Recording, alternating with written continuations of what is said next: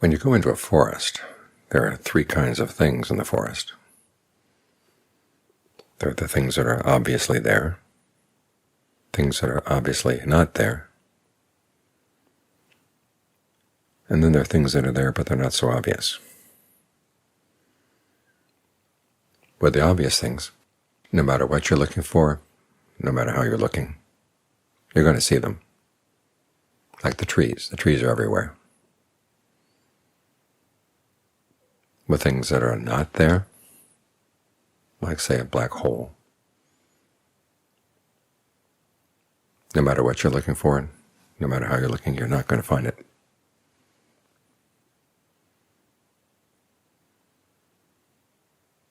But there are certain kinds of mushrooms that you're going to find only if you look in the right way, or your chances for finding them are much improved if you're looking in the right way and if you know what you're looking for.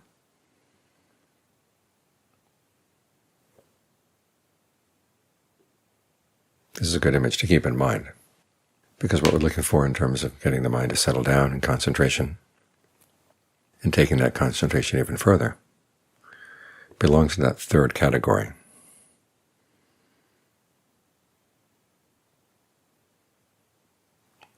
So if we're not finding concentration, we should ask ourselves, well, what am I looking for, and how am I looking? Think of the Buddha on his path, looking for awakening. As he said, he was seeking the sublime state of unexcelled peace. That's what he was looking for, and the way he looked for it was to look for what is skillful.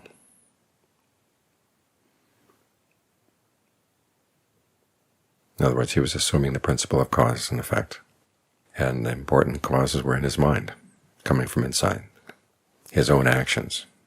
Those were the things that would be skillful or not. So when he found himself at a dead end, he would stop and ask, okay, this is obviously not the peace he was looking for. So he turned around and looked at his actions, reflected on what he was doing, and tried to find something better, a new way of acting.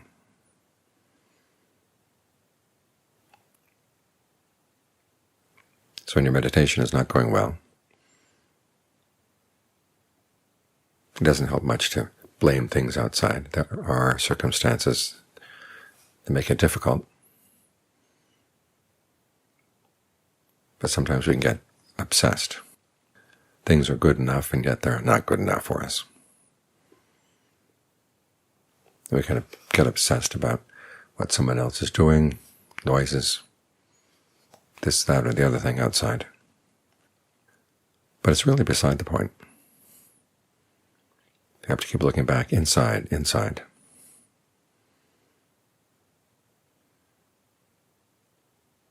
And remember the Buddha's instructions. How do you get the mind into concentration? You do it by practicing right mindfulness, establishing mindfulness. There's a passage where the Buddha pretty much equates his description of establishing mindfulness with the first jhana.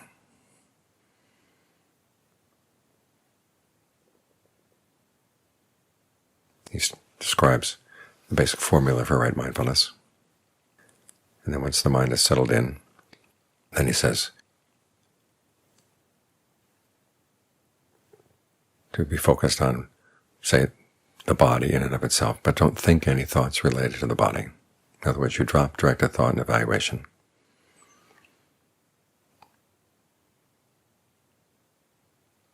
And that's how you get in the second jhana, which implies that in the establishing of mindfulness there's going to be directed thought and evaluation.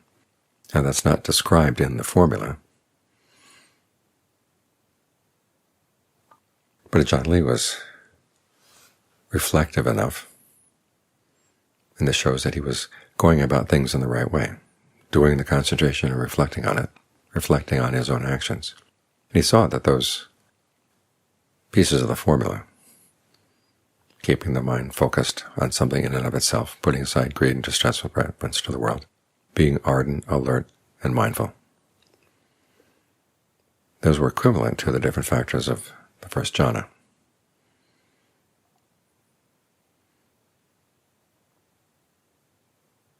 of those three qualities. The wisdom quality is ardency. Mindfulness is defined simply as being able to remember things done a long time ago, things said a long time ago, which can be perfectly neutral. You can remember skillful things, you can remember unskillful things. And at that point, simply being mindful on its own doesn't make the distinction. The same with ardency. Ardency is being aware of what's happening, what you're doing, results of what you're doing. And again, it can be skillful actions, unskillful actions. You can be perfectly alert, doing some very unskillful things, but it still counts as alertness, according to the definition. It's in the ardency where the distinction between skillful and unskillful becomes important. You're ardent to abandon what is unskillful. You're ardent to develop what is skillful. That fits in with the Buddha's way of looking for the unexcelled state of peace. Search for what is skillful. So with evaluation in the factor of jhana, that's the factor that's very much concerned with what's skillful and what's not. It's the process of trying to get the mind to be snugly with the object. And if things are not going well, you look at what you're doing. You look at the mind states that you're bringing. As they would often say, make a survey of your mind as you're sitting down to meditate. Is it leaning forward? Is it leaning back? Is it leaning to the left, to the right? Forward, of course, is your thoughts are headed to the future. Back, you're headed to the past. Left and right is to things that you're pleased with or displeased with. And if you see it's leaning in any of those directions, you try to straighten it out.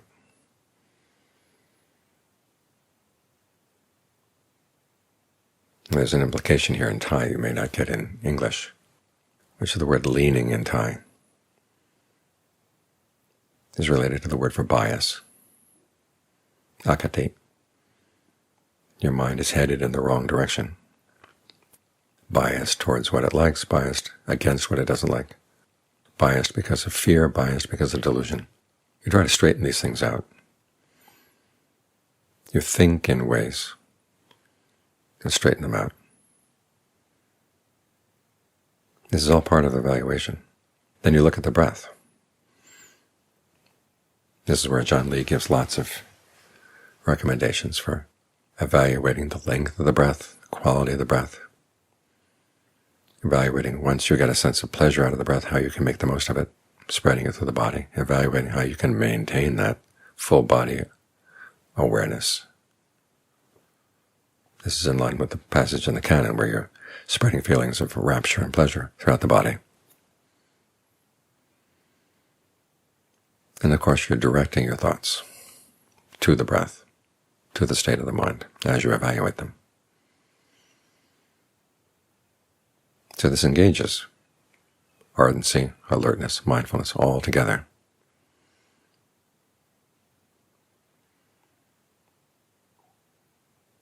And as long as you have to think about the breath so that you're not thinking about anything else, you maintain these factors. Because you know that if you're not thinking about the breath, you'll start thinking about something else. You're not evaluating the breath, you'll be evaluating something else. Outside of the meditation, you will have lost your focus. So the part of the wall that protects your concentration, protects the singleness of your focus, that part of keeping the breath in mind, keeping focused on the breath in and of itself. And right there you've got all the causal factors of the first jhana. And you begin to notice, yes, there is a sense of fullness and refreshment, there is a sense of ease and pleasure. What notices? Alertness and evaluation. The alertness is there in the evaluation, just as the ardency is in the evaluation. And the ardency is in the directed thought.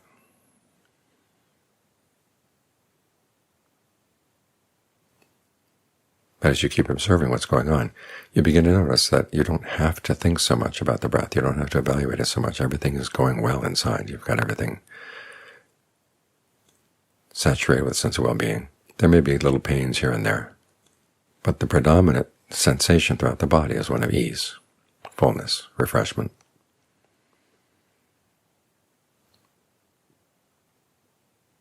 Then as your last act of evaluation before you leave the first jhana, you realize you don't have to keep on evaluating, you don't have to keep on directing your thoughts, you can drop that.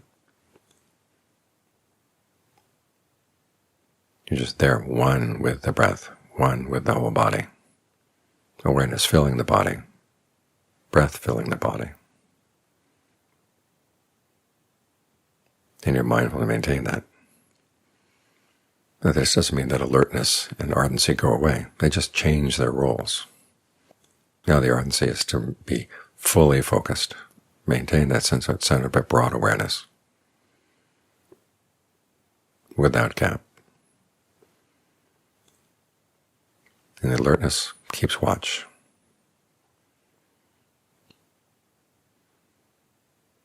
There's still a thought in mind. At this point it's a perception, just breath, breath, breath. You're not thinking in full sentences anymore. But those three qualities of mindfulness are still there. Ardency, alertness, mindfulness. Simply have to change their role, because as you've evaluated, they're no longer necessary.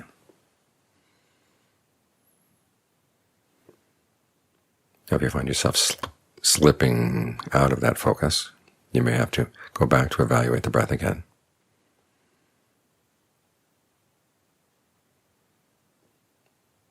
But these three factors that are mentioned in the formula for right mindfulness, those carry all the way through states of concentration. Simply that they change their roles as you go from one to the next.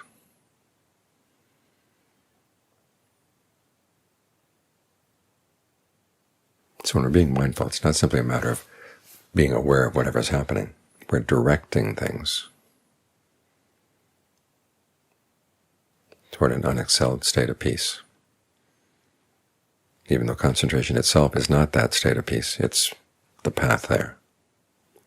It's in the right direction. And you're doing it all along by looking for what's skillful. If things are not going well, you turn around and look at what you're doing. When they are going well, you maintain them. Keep watch over what you're doing. And when you take responsibility for your practice like this,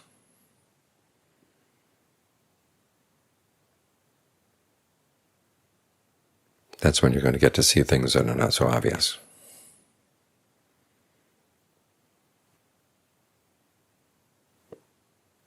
So mindfulness does have its agendas. The way the Buddha defines it, it's specifically mindfulness for the sake of concentration, concentration for the sake of discernment.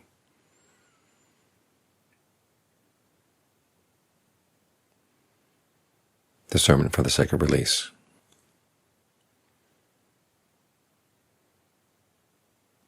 But none of these things are obvious, which is why you have to be very careful about what you're looking for and how you're looking.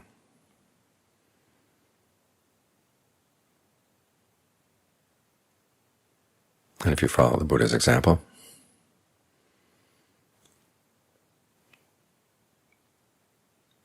you're headed in the right direction.